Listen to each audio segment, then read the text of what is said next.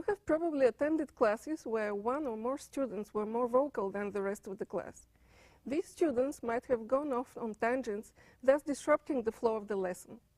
You might have also had professors that veered off topic and took the conversation in another completely unpredictable direction.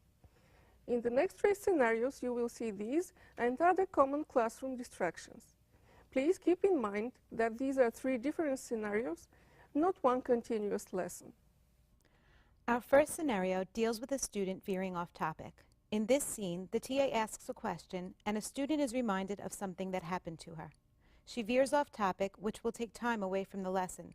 The TA indulges in the student's comment and therefore veers further off topic. The following sentence is ambiguous. The man hit the dog with a fish. Can anyone tell me what makes this sentence ambiguous? Yes, Jen. Well, I can't really tell you why it's ambiguous, but it just reminded me of this funny story when I went camping with my dog. That's interesting. Well, my dog actually caught a fish. Wow, really? Do you know what kind of fish he caught? I have no idea. I really don't remember. Did you get to eat the fish for dinner? We did. It took a couple of times to get the fire going, but we made it work. Yeah, interesting story. In the scenario we saw, a student veered off topic and the TA enabled her to continue to do so by engaging in conversation. In a situation where a student gets off topic, we suggest that the TA should gently remind the student to stay on topic without disregarding his or her comments and/or opinions. Our second scenario deals with a student questioning why the class is studying a particular subject. Another type of distraction is when the teacher is lecturing or asks a question and a student responds in a manner that questions the necessity of studying the material. Let's take a look. The following sentence is ambiguous. The man hit the dog with a fish. Can anyone tell me why this sentence is ambiguous? Yes? I'm Jen? sorry. I really just don't understand why we have to know why a sentence is ambiguous. I've gotten through like 12 years of school without having to know this. Well, this is a required part of the curriculum. Well, I mean, I understand it's a part of the curriculum, but why? Well, there's a few reasons why it's part of the curriculum. One reason is Once again, the TA indulged the student's distracting question and therefore disrupted the flow of the lesson. By engaging in conversation like this, the teacher is setting a precedent for having to always explain the reasons behind studying certain material. In a situation like this, the TA should encourage the student to discuss the matter in his or her office hours where it is not going to distract the class. In this final scenario, a student is constantly text messaging during class, which distracts the TA.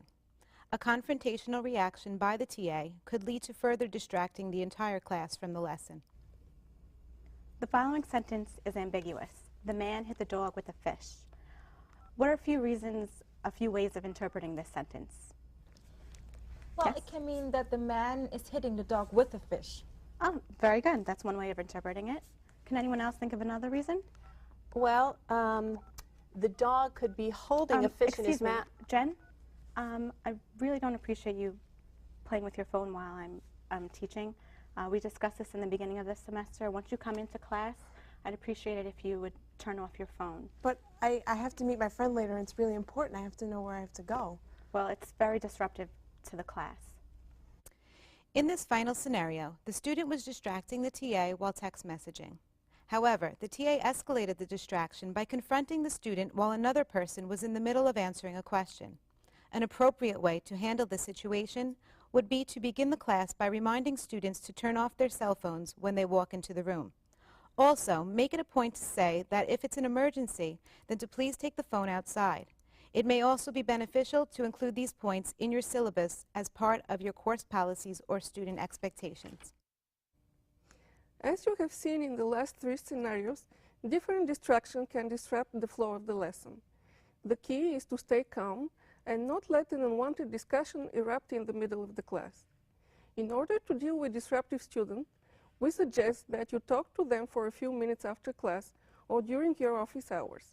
We hope you have found this tutorial helpful, and we wish you all the best in your career as an international teaching assistant.